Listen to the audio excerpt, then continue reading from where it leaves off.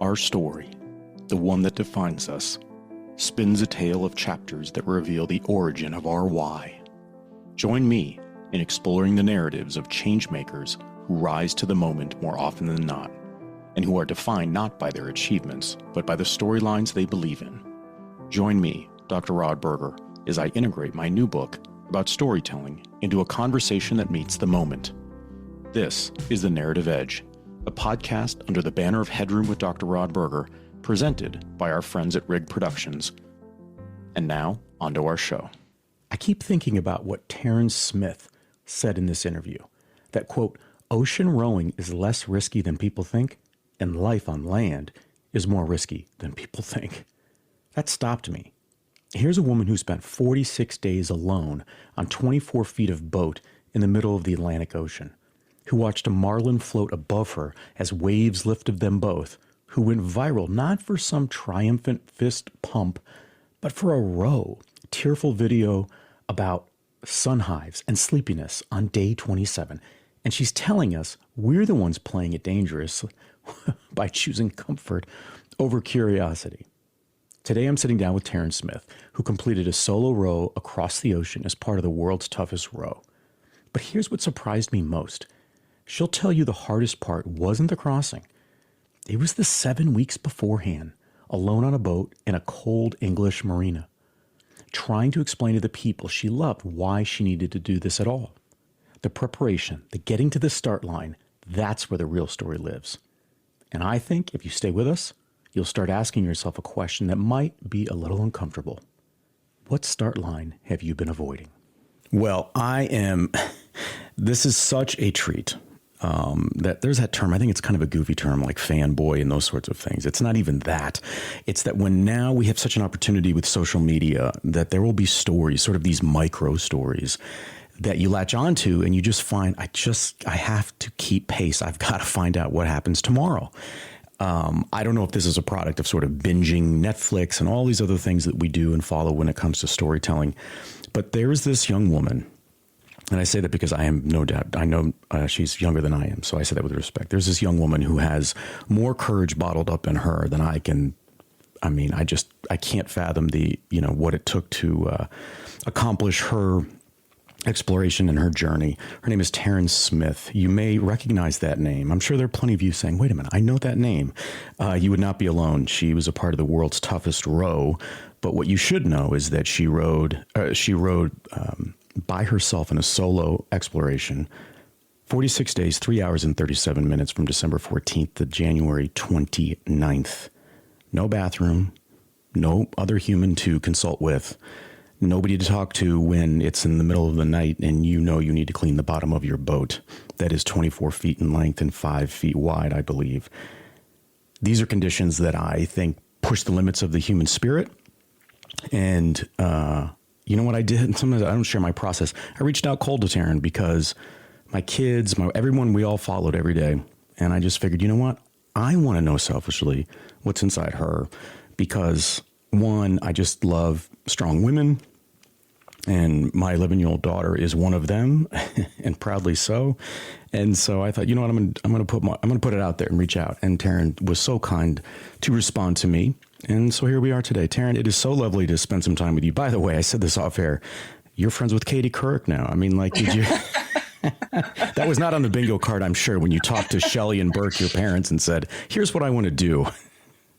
It was a complete surprise to have people like Katie Couric and Pierce Brosnan and Sharon Stone comment on my Instagram page. It's just incredible. So here's one of the things that was fascinating about your journey. And this is not about, I guess, interjecting my experiences in this way. But one thing I find powerful about story is that if you do it well, which you did in my estimation, it's this unofficial invitation to people to sort of think about their own lives. Not that they're directly in the boat with you, but the types of things potentially that they think you're thinking when you're all there on your own. And that's what you did for me. You brought me back to being in refugee camps in Africa. You brought me back to places where I didn't know what was around the corner, right? Or sort of past the 30-foot wave. That's really effective storytelling. Was there a moment, and you know what it might be, because I don't want to just weave in sort of all the details here in this regard, but you spent, I think, 7 weeks on your boat in England to prepare by yourself. Was that, when you think about looking back, was that almost as pivotal in your journey as when you actually, in essence, quote, set sail, even though you didn't have the sail? You're 10 to 12 hours a day rowing, right? Talk a little bit about those 7 weeks, because I don't know if that's a part of the story that people might hone in on, but I would think that isolation changed you. It did. That is a great observation. And I think that the 7 weeks I spent training were, in a lot of ways, more difficult than my actual crossing itself. So in 2025, before I launched in April, and then another month in July and August, I lived on my boat in this little marina in Burnham-on-Crouch in England, and that's where I trained. And the first 3 weeks in particular in April were the toughest weeks of my life because I was in England. I was all by myself. I was living on a boat. It was cold. It was damp. I got stress sun hives. They were really itchy, and I was miserable, and I felt really, really alone. And during that time, I think I still had yet to communicate why I needed to do this, why I was going to go across the ocean. So I don't know if friends and family completely understood why I was doing what I was doing. And it was it was brutal. It just really was. I was learning so much as well. I'd never lived on one of these boats. I had never rowed one of them. And so I was learning so much all the time, and I felt really out of my depth. And I think what made the row a lot easier in some regards is that I was connecting to people back home, and people saw me out on the ocean, and they were a part of the journey, and that we got to share that together. And so the row itself, it was really, really challenging, really demanding. But those first 3 weeks in April were probably the toughest of my life. So let's sort of break this out in phases as if it's a 3-act play. So that first act, I think, is sort of encompassing of when you go to Idaho and you say, wait a minute, this is an incredible place. I'm feeling connected to my own story, whatever that is, right? And you start to say, I'm going to travel. Fast forward, you read this article in Vogue about these 4 young women, I believe it's 4, that were going to be a part of this world's toughest row. I want to understand, in that sort of first act of the play, the initial objective, not the one that you sort of look back in hindsight and say, this is why I did it, right? And there may not be sort of an end point to that. It's sort of maybe this living, breathing thing that is a part of you. But I'm just curious, that initial objective, when you said, I want to do this, I'm sure you had to answer to many people as, the proverbial why. But I just really want to truncate it to that first act. Yes, when I think back to when I initially read the article and pulled the trigger, decided that I was going to row across the ocean, I had just finished college and I had just become a yoga teacher. And I think for me, the row was a meditation. It was me putting myself into a situation that was really scary and seeing if I could learn how to stay calm in that. And to be honest, I didn't achieve that objective, but what I did learn is that all weather passes. And so regardless of what you're feeling, how you're feeling, it's going to end at some point. And I think when I set out, what I imagined is there would be this moment of arrival where I would learn how to react to everything perfectly, and I'd be calm, and I'd have just unending grace and patience. And it didn't happen then. It hasn't happened now, but I do count on things to eventually pass. So then we go into sort of act 2, and there's this pivotal moment. And I was a bit late to the game, in all honesty, because my kids and my wife had been watching your stuff, and I came to a little bit late, and I caught up. But day 27, talk a little bit about that. Not just that, I know your mom was helping to put out your stories, right, through the 3 sat phones you had and Starlink and all these sorts of things. But there was something about day 27. I'm just wondering if that was the start of the second act. You just didn't know it at that point. Yes. So up until day 27 of the row, I had been having a pretty good time. I was outside, there was lots of sun, the weather had been perfect. Sometimes the wind died down a little bit, but in general, it had been really ideal conditions. And I didn't feel like I had to be very tough the first half of the row. And day 27 hit. And the 2 nights before, I hadn't been able to sleep at all because I had hives all over my body from sun exposure and stress. And so I had no sleep. I was really fatigued. And then that day, the weather picked up massively. So there was huge wind, huge waves. A wave would crash over the side of my boat, knock me out of my shoes onto the deck. And then it was raining constantly all day. And it's not like rain we get here on land. It's just so much water. And beyond that, a marlin started stalking me. So I was rowing and I felt something chase after one of my oars. And then I realized a marlin was following me and a wave would pick both of us up. And I could see the marlin floating above me. And then we'd crash down and be picked back up. And it was just a terrifying day. And I recorded a video talking about the day. It was very raw and vulnerable. And I sent it to my mom, and wow, that woman is strong for having to see her child go through something like that, and then post it on Instagram. But I think people connected that day because of the vulnerability and the honesty. So it is odd that the day I went viral is when I was talking about sun hives, but that's life. See, here's what it's an incredible visual. Just thinking that as you're contemplating all that's going on in your own safety, and you're seeing in that moment that marlin, right? Like the reveal. Like, wow, what a powerful human moment. I would think, Taryn, please tell me if I'm wrong in this. So I remember one of my first experiences in Africa. I remember feeling off, as if my body clock, things didn't make sense to me, right? Sort of that rhythm of life. And I started to develop for myself a new relationship to the concept of time. And if anything, it was a way to alleviate anxiety. It sort of just helped me to be more present.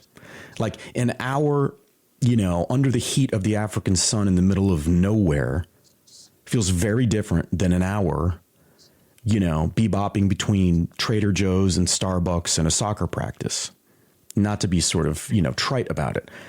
Did you find that there was a rhythm that started to change or unfurl for you when it came to time and the way you understood sort of yourself? Because I think it's not a benefit, but I think just of the Western world is we move so fast, it almost keeps us from having to reflect even on the things that impact us in amazing ways and some, not so great. Help me understand that relationship to time, because I would think that relationship is forever changed.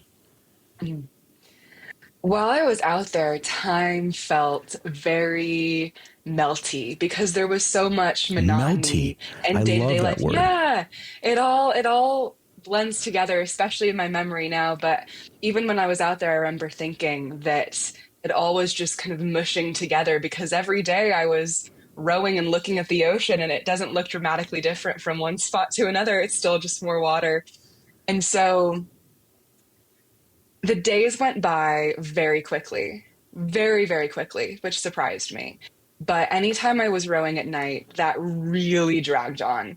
And that felt like it was just, yeah, never ending. And whenever the weather was scary, that also felt never ending. And I think that's changed my relationship with pain and with suffering, because what made those days so tough was that I couldn't see the end. And if someone had told me, okay, you only have to row through these conditions for another 5 hours, I would say, oh, okay, no problem, I can do that. But what I was terrified of was that it was going to last forever. And I would really panic and dig into the moment and hold on to it and feel like it was going to stick with me forever. But then it melted away. Okay, so I'm going to ask a personal question in this way, but it's in the same vein of what you're talking about here. One of the first things I thought about when I was watching, your post, I started thinking about the movie like Castaway, and I remember back when Castaway came out, and they couldn't believe, sort of Hollywood and critics, that there was going to be, I think it was like maybe north of 40 or 45 minutes with no talking, no script, just watching Tom Hanks. And I wondered about you in this notion of, and this combination, right? So you're seeing a marlin, you're having all these sort of different experiences, you're rowing at night, and time all of a sudden slows way down, right? You go from this wrap, but I have a target. I can see it in front of me. I need to row this many, right? I need to go this far in a given day. Talk about how close as a just for all of us, I think, we're sort of how close madness is. Mm. For me, I never felt insane, which maybe is what makes me insane. But I really was having a good time. It was such a me thing to do Yeah. because I was pretty busy throughout the days and I would, row and call home and have to fix stuff around the boat. And I love endurance events. I love being outside. I love the sunshine. And I got to listen to music and I got to listen to audiobooks. And so I was really felt like myself while I was out there. And the closest I got to madness was probably the last week. And what made that week so challenging is that I knew my family was in Antigua. They were there waiting for me, and they were talking about things that they were doing and how excited they were to see me. And that was, of course, I was looking forward to that. But I also had a big job to do still. I was a week away. I still Yeah. had a lot of ocean to cover.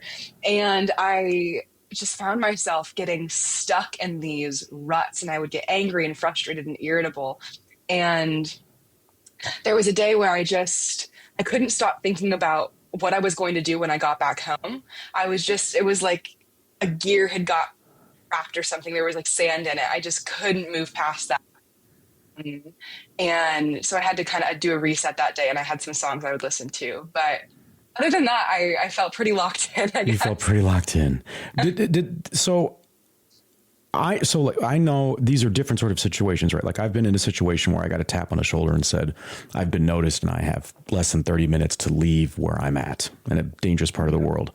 Now that's sort of a clear and present danger, right? That's a sort of a sign right in front of your face. Now you don't have that when you're just seeing a horizon line that never ends. Mm.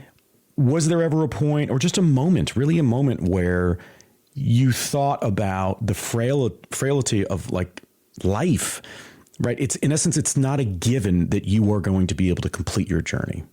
Mm. It wouldn't mean that you were less than, or you didn't have enough endurance or whatever, but this is real life in that regard. How did you understand that? I would think there might have been some sort of conversation just to either keep you in that sort of pumped up and sort of you have your eye on the prize and the mission, but understanding sort of the big picture in that way. Mhm. So I was alert for 46 days, and that was one of the most challenging aspects, is that I was always on guard, always ready for something to go wrong. Whenever I was sleeping, I was always a little bit attuned to what was happening in the boat, especially noises and just making sure the boat was on the right direction. But just because I'm back on land doesn't necessarily mean I'm safe, right? We're all headed for one place, and that's death. Eventually, that's going to happen to us all. And so I think that the ocean rowing is less risky than people think, Okay. and life on land is more risky than people think. And so you might as well go out and do the things that you really want to do and live a rich and full life, because the reason that we're here. I love that. It's a really nice reminder just of the power of being us, right? And the wonderment of the world, the planet, in being able to see that. I want to pivot here, if you don't mind. I loved when I found out the partnering that you did with Girls on the Run. So let's talk a little bit about what it means, if there's a sense of responsibility for, young girls. It really could be girls and women of all ages, and what they might have been thinking as they were watching you that went far beyond each stroke of the, right, of rowing, but that what it might have meant or means to them even now. Mhm. The world is a better place when girls compete in sports. And that's why I wanted to partner with Girls on the Run, because we need girls to do sports that teaches them to be strong and confident, be teammates and to be leaders, and how to set big goals and then go about achieving them. And I hope that any girl, anyone watching this, any person watching this endeavor could see it and realize I'm an incredibly, incredibly ordinary person. And it's not false modesty. I'm not an elite athlete. I'm not a champion rower. I'd never rowed when I signed up for this. But I put in a lot of time, a lot of blood, sweat, and tears to make this happen. And I did it. And so I hope they see the value of hard work and know that it's okay to hurt and it's okay to go through tough things, take on the challenge, ask for help, and just go for it. So to that end, where are you? And I think I have an idea of what you might say, but it says a lot about you, and it would totally map, I think, to people's experiences of you as they followed your story. How do you understand, and this sounds big, and I don't mean it this way, but like, how do you understand your place in history in that manner? Because I started, like, you got me going down a path of trying to understand, do a little bit of research just on all these incredible women, and their stories are endless, that put themselves out there.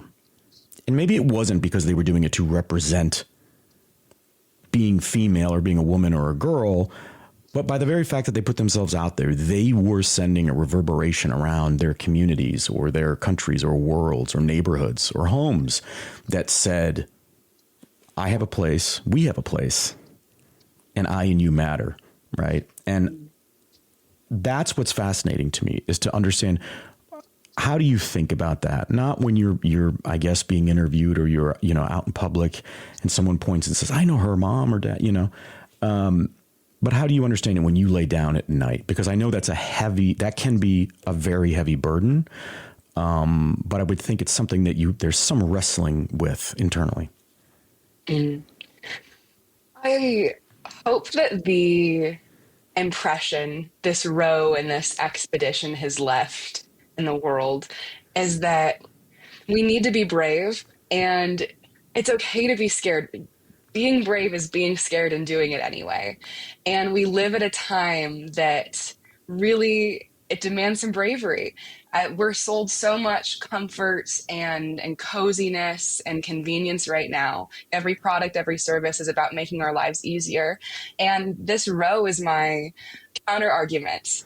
I think there's a lot to be gained in doing things that are challenging and difficult and doing things that hurt, because there's so much joy on the other side as well. There's so much freedom and happiness. And I hope that's what people see when they look at my story.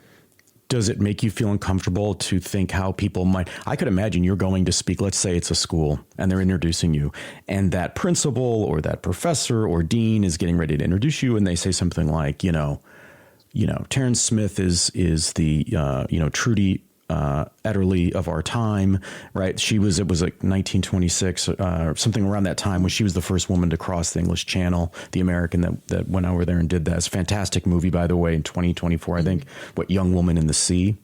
Yeah. Right. And you hear that. But then you also hear in your introduction that there's a humility about you, and that it's not about the end point of a journey. It's about taking that first step, right? That we have all of these very tragic stories of Krista McAuliffe dying in the Challenger, right? And what that meant to her students, but that her legacy probably went farther and deeper and broader across our lifetimes because of her sacrifice in that way. Now, you were able to complete your journey, but how do you understand the communication or sort of sharing your story in a way that doesn't just highlight the end point, but honors the process and truly the start of the journey when you say yes to yourself?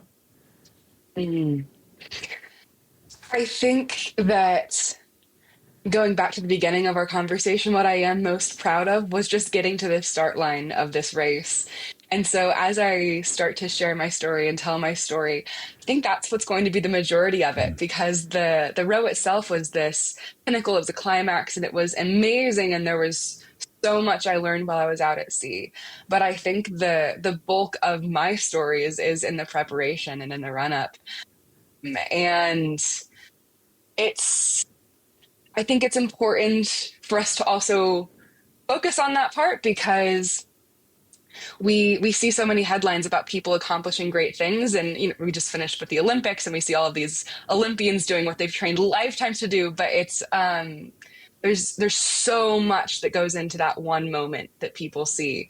And I think that's where the more interesting story is. I couldn't agree more. As you said that, I was visualizing it. It's as if we think the natural inclination is sort of, it's like if we're sketching in real time, this drawing of where everything is expansive towards the finish line.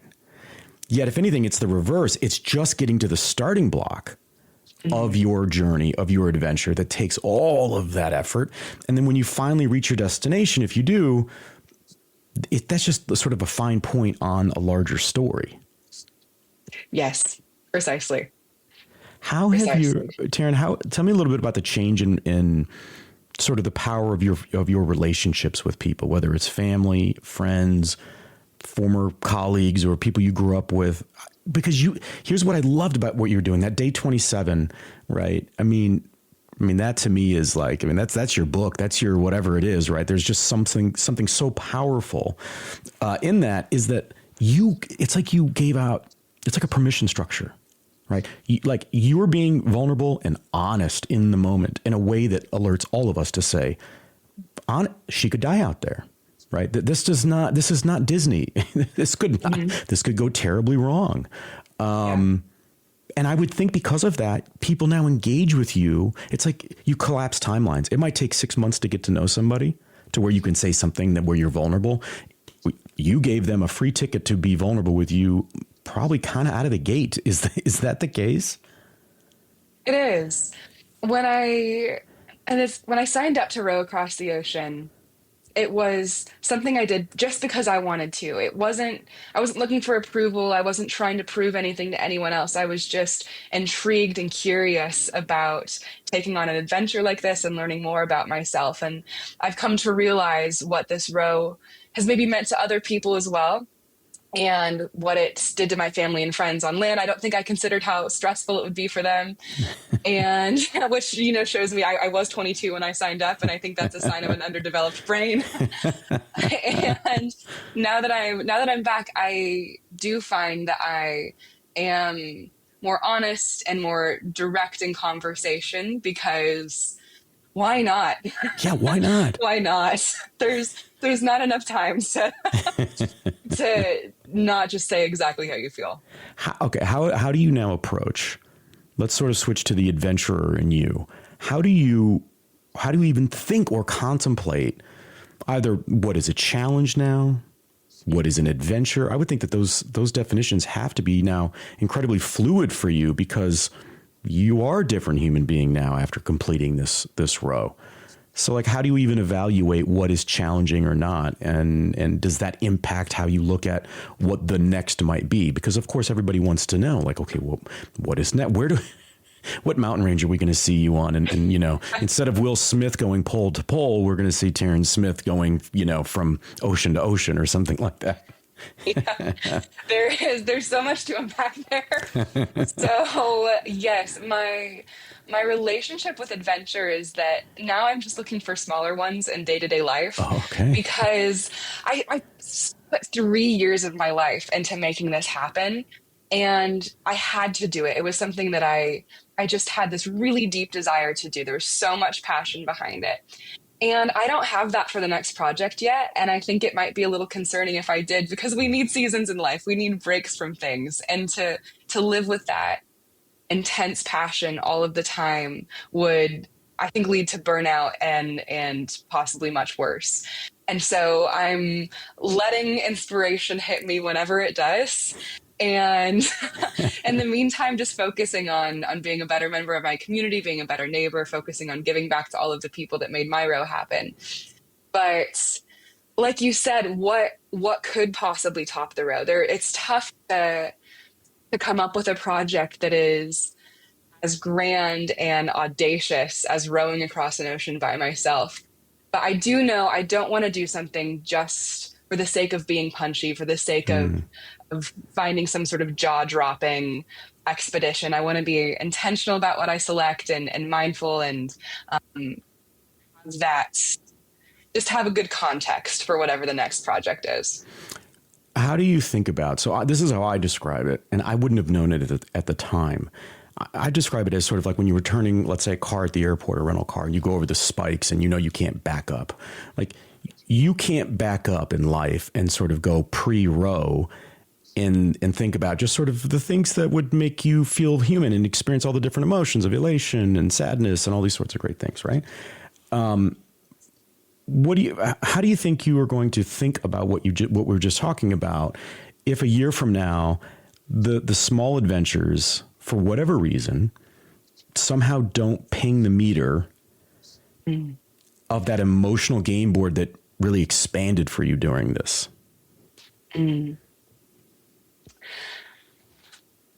I think that to me, adventure really is just approaching life with the mindset of curiosity and wonder.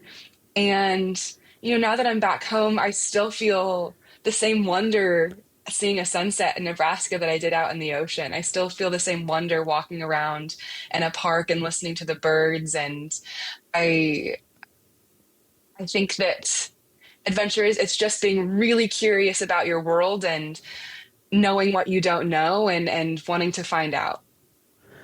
What is it? What's the one visual in your mind that just it's like you mentioned there were a couple of songs you would listen to that would sort of that put you sort of in the zone or take you out of whatever anxiety you were having in that moment. Like what is the image when you think back to this entire experience that feels a little bit like defining, right? It's representative of all of these things jumbled up together.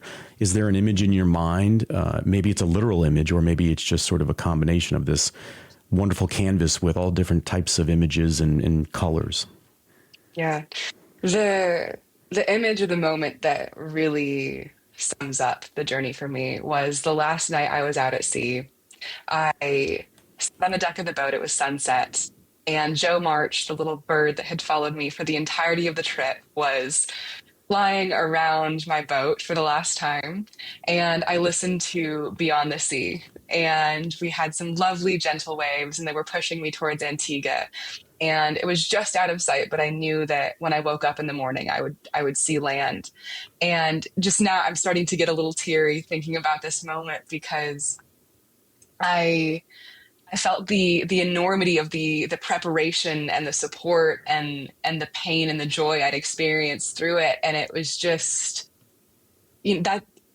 that's life. And I think that it was, there's so much gratitude for being able to do something like that. What a beautiful image.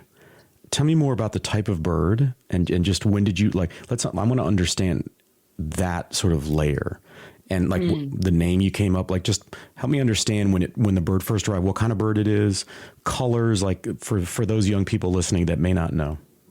Yes.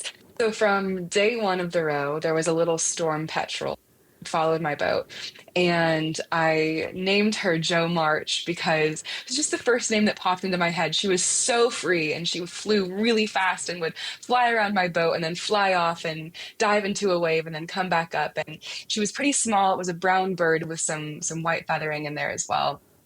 And she just seemed like such a joyful little creature.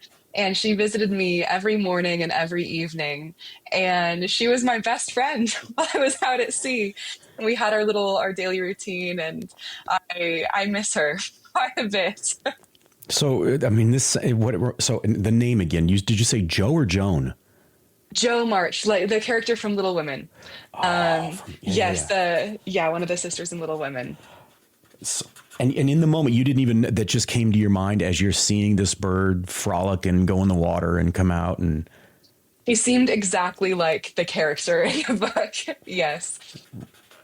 Wow. I mean, that is just, you couldn't write that, right? No one would, who would believe that would happen? And going back to the Castaway, now I'm going to rewatch Castaway for the 100th time.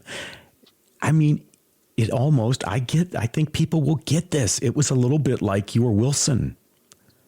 I had a Wilson on board too. You did. So I did. I'm from Nebraska, and we have a very good volleyball team.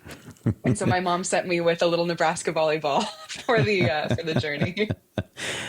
It's just, I mean, you're just fascinating. I cannot believe that that bird would go all the way. Like, that's incredible. Was there ever a morning where you woke up and thought, uh-oh, where did she go? There was. I think that was day, I was about halfway through. I lost her for a couple days, and then she came back, and that was joyous. So did you feel like, was it almost as if you felt sadness, as if it had been a friend or something like that, like a human that you thought was going to be there, and for whatever reason they just weren't there, and you really realized in that moment how much they meant to you? Absolutely. I felt tremendous grief when I had those days and Joe wasn't there because it was it was company and it felt like we were going through this together and I thought that I had lost her. And so it was very, very special that she came back. Now, on the flip side of that, I would love to know more about, and this was a curiosity for my kids as well, just when you had to clean the underside of the boat, Mhm. because this to me is the antithesis of Joe and this wonderful sort of energetic bird that is really helping you in some ways, right? Guide and ride shotgun, if you will. Talk about just the first time you had to go under the boat, and maybe it wasn't sunny out, or did you only do it when it was sun? Like, help us understand that process, because it makes me nervous just thinking about it. Yes. So, like everything in ocean rowing, there are lots of safety procedures we do to make sure that it's safe when we get in the water. So, I was always harnessed to the boat. I had two lines. I had a swim line attached to the jack stay on the deck, and then I clipped my harness onto a rope that was around the boat. And I was always double tethered, but I would get in the water. And it was beautiful to look down and see 3 miles of ocean beneath my feet. It was also terrifying, but it's an interesting reflection on risk and fear because there were things I did out there every single day that were far more dangerous than getting in the water. Using my jet boil to boil water and rehydrate my food. By far, probably the most dangerous thing I did every day because if boiling water were to spill on me, that's a burn that would be hard pressed to recover from. And if it got infected, that could be a Yeah. game and like I could be done. I might have to get rescued. But I did it every single day and felt fine about it. Getting in the water felt really scary. And I thought, oh, shark's going to come up and get me. That's not Yeah. going to happen. And so I really was quite safe while I was in the water, but I felt very exposed. And so I only did it twice. I probably should have gotten in a couple more times near the end, but the weather was just really big. I only got in when there wasn't any wind, and we had such big weather the last 2 weeks that I opted out and just dealt with the increased drag from the barnacles. I'm not going to lie. It made me think of this movie in the early 2000s. I think it was called like Open Water, where these two scuba divers they left them. Like they weren't, the boat left. It's a terrifying movie. It's a true story of this couple that ended up dying out in the ocean because the boat left and they thought they had, it's like the worst case of Home Alone, Kevin. Uh-oh, these are real Where life are they? stakes. So when I heard that you were Oh my having to do gosh. that, one, it was fascinating to learn how you had to clean the boat. So the drag and all these other elements, right? Just sort of the logistics of everything. But then I thought, that's what I thought. I don't know if that was the parent in me or that. Let me get you out of here on this. Let's close with this. You said something that really struck a chord for me. And I'd love to know sort of the origins of this. And maybe this is your two grandfathers that were both sailors. Maybe it ties to that. I don't know. You talked about being uncomfortable is human. And now you went to the extremes. A lot of people who might embrace that do something like, speak up in a public setting when they never speak up or whatever the case may be. But uncomfortable is human. What are the origins of that for you? And how was that felt in memories, in experiences while you were rowing? I think that goes back to the original impulse to do this is that I am a yoga teacher, and something you'll hear in a lot of yoga classes is learning to be comfortable in an uncomfortable situation, learning to feel okay even when things around you aren't okay. I that being uncomfortable, that is just a part of life. It's something, suffering is a part of life. It is a guarantee. If you're alive, you're going to suffer. And I think you can either try to push that away, which will inevitably cause more pain, or you can embrace it and discover that freedom on the other side. And it's, again, I've said this before, but there isn't an arrival point for me. I haven't mastered anything, but I think I have gotten a little bit better at sitting still, being uncomfortable, letting that pass. Well, these are going to be my words. I think you've accomplished a great deal, and you've been a fantastic lesson for not just, young girls, but I think kids of all backgrounds around the world, in understanding the power of curiosity and of facing our own humanity, and doing so when it's uncomfortable, when we can't control the conditions. And I think it's incredibly powerful that your name now is added to a roster of fantastic women in our history that have said either no to oppression, or, stood up for civil rights, or said, I need to prove that we are as good and better in so many domains, and we should be valued with equivalency and all these great. It's just incredible to me, and that you're on that roster. And I just know that for me and my family, we will continue to watch. And for everybody, you need to go to TarynSmithMovement.com, TARYNSMITH movement.com, and follow Taryn and all that she's doing. Because whether these are small adventures that you're going to partake in, or there's going to be bigger sort of adventures that might somewhat mirror what you just went through, I think people are now going to want to follow you, not for the big wins, but for the days in between, the 27 moments, the 27 hours, the 27 experiences that help other people define their why. We want to thank Taryn Smith. Again, go to TarynSmithMovement.com to follow the story. I highly encourage, if you missed all the social media posts about her row, you can go follow her on Instagram, and you will find yourself binge watching, as we do for Netflix and all of our streamers, but in the most human and positively engaging manner. I'm your host, Dr. Rod Berger, and this has been The Narrative Edge. You've been listening to The Narrative Edge. You can get your copy of the book wherever books are sold. And remember that The Narrative Edge takes you around the world of storytelling, returning you to your story and the moments that define a life in motion. I want to thank my friends at RIGGG Productions and encourage you to check them out if you're looking to broadcast your ideas. Until next time, my friends, and remember that if you're not in control of your story, well, who is?